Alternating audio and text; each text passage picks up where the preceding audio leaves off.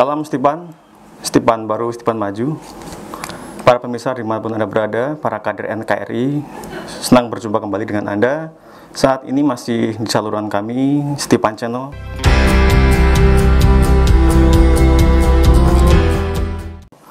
Kebetulan kali ini hadir di studio Bapak Yasir Sani.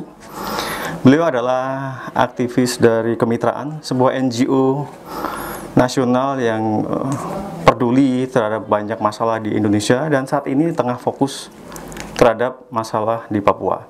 Kita akan sapa langsung dengan Pak Yasir Sani. Pak Yasir, apa kabar? Selamat datang di studio kami. Kabar baik, Pak. Terima kasih banyak. Ya. Ini hadir di acaranya Stipan Channel. Iya, terima kasih atas waktunya. Di sela-sela kesibukannya sebagai aktivis mengawasi dan melihat situasi di Indonesia ya Mas ya. Iya. Ya, Mas, kali ini saya akan lebih banyak fokus terhadap Papua, Mas. Ya. Papua, bagaimana saat ini kondisinya dari sudut pandang Kemitraan yang selama ini melihat terus bagaimana pembangunan di Papua. Baik, terima kasih, Pak Atur. Jadi saya terlibat di Papua itu sejak tahun 2006 ya. 2006. Jadi 2006 sampai saat ini memang banyak perkembangan, apalagi dengan adanya Undang-Undang OSUS dan juga revisi-revisi yang ada, juga implementasi di lapangan memang perkembangannya sangat pesat. Contoh aja kalau bicara pembangunan dulu di Manokwari itu hotel sangat kecil-kecil sebelum gempa itu tahun 2005 atau 2006 ya. Saat ini sudah banyak hotel besar, ada mall dan sebagainya. Itu dari segi pembangunan fisik yang ada di kota di Manokwari ataupun di provinsi Papua atau Jayapura. Nah, kalau bicara konteks masyarakat di Papua itu mungkin khususnya masyarakat yang ada di pegunungan ataupun yang daerah-daerah hutan ini yang menjadi pertanyaan dan menurut saya akan menjadi ironi ketika ngomong Papua. Karena pernah saya melakukan pelatihan, kalau tidak salah itu hampir 1 bulan, itu ada peserta yang pingsan gara-gara di hotel tiap hari itu makannya nasi. Nah, akhirnya kita tanya kenapa pingsan, ternyata selama ini dia makannya ubi. Ya. Nah, ini yang kemudian kita siasati pelatihan di Papua. Memang secara kos lebih mahal, tapi lebih baik daripada pesertanya pingsan karena tidak pernah makan ubi. Itu seperti itu. Itu salah satu Kearifan lokal. Kearifan yang ataupun dinamika yang tidak ada di provinsi lain ya. Itu seperti itu. Iya. Nah, ini yang menurut saya menjadi penting jika bicara konteks Papua. Sebagai saudara kita yang di paling timur, membangun Papua tidak bisa lagi disamakan dengan membangun di provinsi-provinsi lain. Walaupun mungkin provinsi lain berbeda, tapi Papua perlu menjadi perhatian khusus karena dinamika sosial masyarakat yang ada di sana, kemudian ekonominya, juga bentangan wilayah secara geografis itu menjadi unik. Saya pernah naik pesawat dari dari Jayapura, dari Sentani ke salah satu kabupaten itu harus ditimbang dulu. Ini bicara administrasi juga menjadi kendala karena nama yang dituliskan dalam tiket juga bukan nama saya karena harus antri. Ketika teman saya berat badannya lebih dari 100 kilo terpaksa ditahan dulu, nggak boleh terbang, menunggu yang berat badannya 80 kilo ke bawah. Nah, hal ini kan juga menjadi ironi bahwa Papua yang sudah lama bergabung dengan Indonesia, kenapa ada permasalahan-permasalahan yang belum terselesaikan seperti itu? Iya. Kalau dari sisi infrastruktur tadi sih memang sudah ada perkembangan menarik ya Mas. Tapi kalau dari sisi sosial, Pak, kira-kira katakan kita lihat di berbagai tayangan tingkat kemiskinan kan masih lumayan tinggi di sana, Mas. Bagaimana sebenarnya pembangunan ini berefektif terhadap mengangkat kemiskinan dari sana? Jadi gini, ini yang jadi sering salah kaprah di kita itu bahwa membangun urusannya dengan kemiskinan itu selalu menggunakan indikator-indikator yang tidak dimiliki oleh warga Papua. Sebagai contoh paling gampang kalau bicara konteks misalnya di Ibu PKK, namanya rumah yang disebut rumah sehat adalah salah satunya adalah dari bangunan dari tembok berlantai semen, ada jendela, pintu seperti itu. Segala macam, ya, Mas. Nah, sementara di Papua apalagi yang di pedalaman kan rumah mereka rumah khusus online. Nah, kalau kemudian mau dibuat bagaimana rumah itu lebih sehat lagi, mungkin belum memodifikasi bangunan rumah mereka tidak harus menggunakan semen ataupun beton ataupun menggunakan besi yang memang mahal untuk perjalanan mengirim dari kota ke daerah-daerah pelosok di Papua. Lebih baik online atau rumah asli mereka itu bagaimana memiliki sirkulasi udara yang lebih bagus tanpa harus rumah itu beralaskan semen, pakai tembok. Standarisasi di sini gitu. Jadi harus ada modifikasi lah dengan kondisi di daerah. Betul lah, itu yang kemudian harus dipahami oleh pemerintah itu. Jadi mengukur kemiskinan di Papua sebenarnya bukan diukur dari sisi apa yang dilihat di luar Papua, tapi apa yang dimiliki mereka. Misalkan mereka makan selama ini dulu itu makannya adalah sagu ataupun ubi-ubian. Tapi karena proses revolusi pangan, kemudian orang Papua yang selama ini tidak pernah makan nasi atau beras, kemudian pelan-pelan kemudian mereka makan konsumsinya beras. Nah ini padahal kendalanya adalah di Papua sawah sedikit.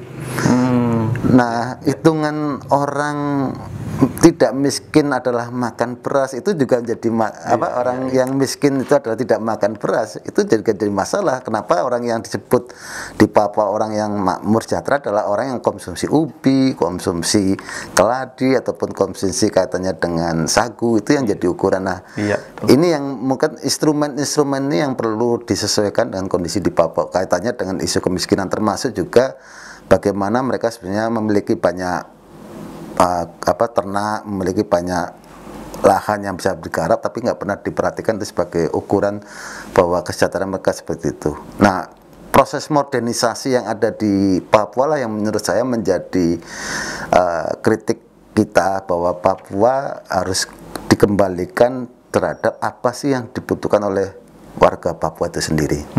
Gitu.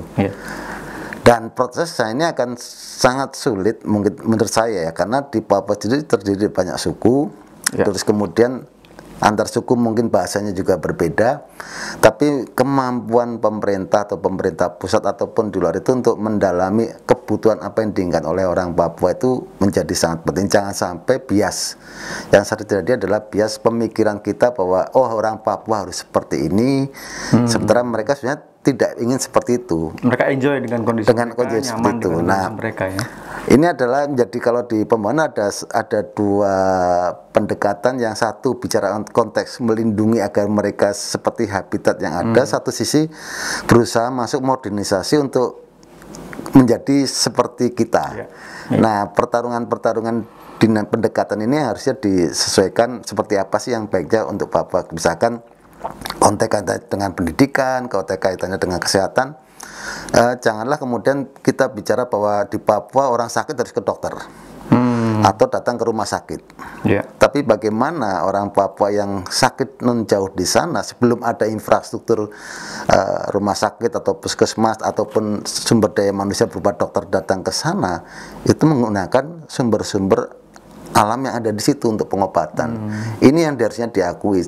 Nah, kalau ini kemudian dipaksa tapi SDM-nya katanya tenaga ahli medis ataupun infrastruktur kaitannya dengan puskesmas dan gedung rumah sakit belum ada, ya tunggu dulu sehingga mereka secara pelan-pelan mulai memahami apa sih perlunya ke dokter, apa sih perlunya datang ke rumah sakit, itu baru pelan dilakukan seperti itu. Itu kalau ingin melakukan suatu proses yang pelan ya, tapi lebih bagus seperti itu daripada memaksa warga Papua untuk mengikuti apa yang diinginkan oleh orang di luar Papua ataupun oleh kebijakan yang di luar Papua seperti itu. Dengan keunikan Papua, dengan kearifan lokal Papua, apakah ini sudah disadari oleh pemerintah, Mas?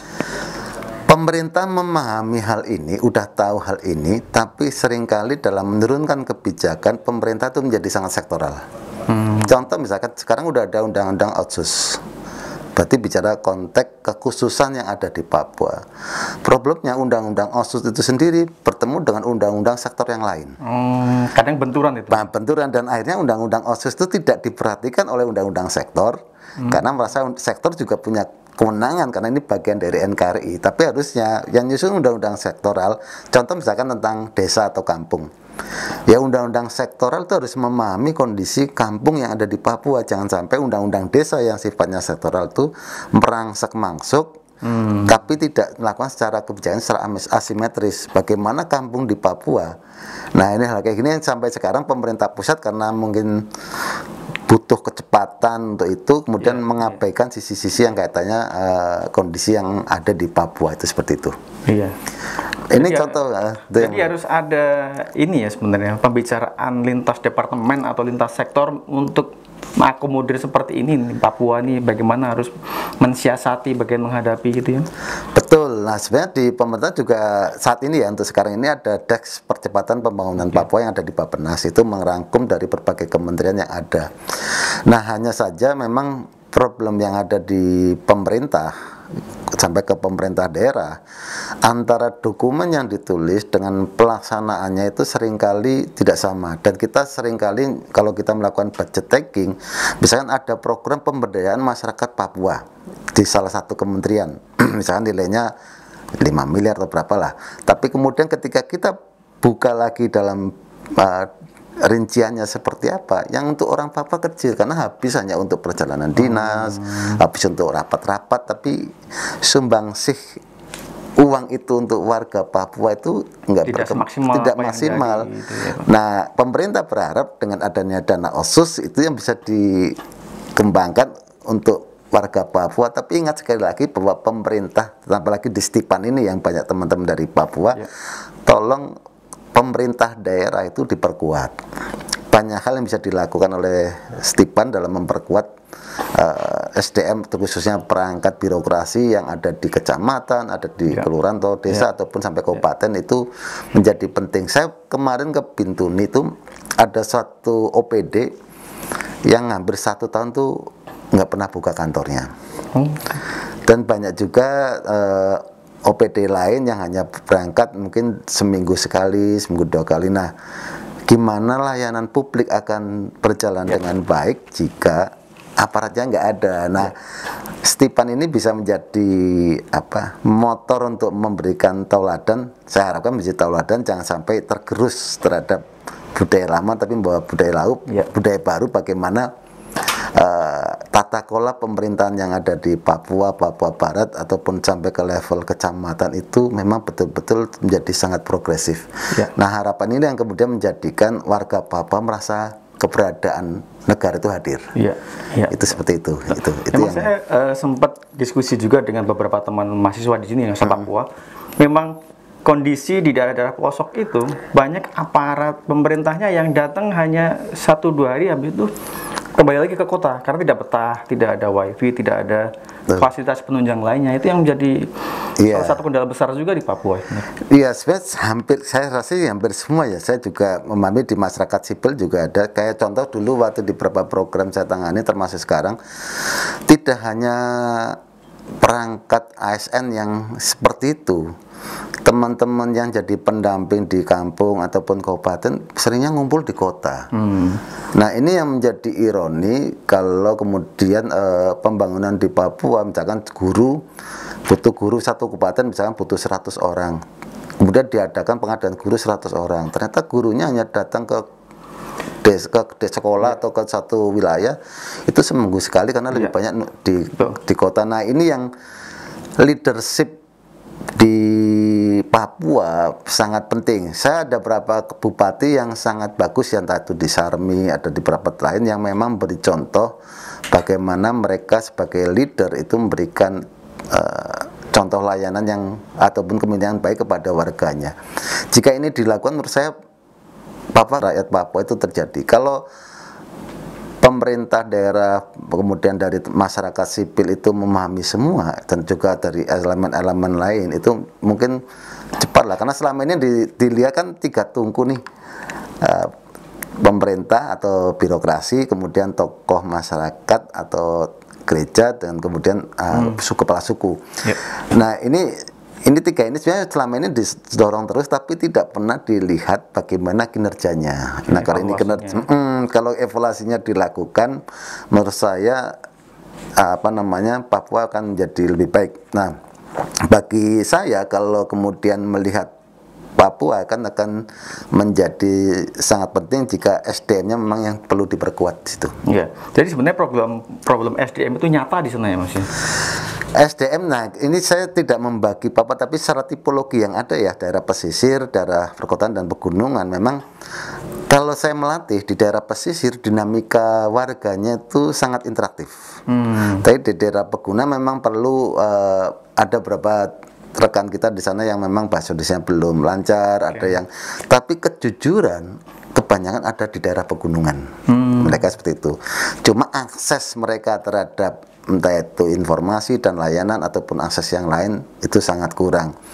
Nah, transformasi dari pesisir dan sampai ke pegunungan itu kalau saya komparasikan tuh hampir sama dengan Jawa pada tahun-tahun sebelum kemerdekaan, di mana memang daerah pesisir kan daerah perdagangan ya, sementara daerah pegunungan dulu jadi daerah pelarian para orang-orang kerajaan yang kalah. Nah, itu hampir sama lah kondisinya, bahwa di pesisir pasti dinamikanya sangat ramai kayak di Sorong, Bintuni, Jayapura, Manokwari, Merauke, itu semua sangat dinamis. Tapi ketika masuk ke atas, ke Pegunungan Bintang, Arfak, kemudian Jayawijaya, nah ini yang perlu ditingkatkan. Dan menurut saya orang Papua juga ketika bicara infrastruktur itu juga harus ditanyakan juga, apakah kemarin tadi pagi saya diskusi di Papua, apakah mereka butuh bandara atau butuh jalan.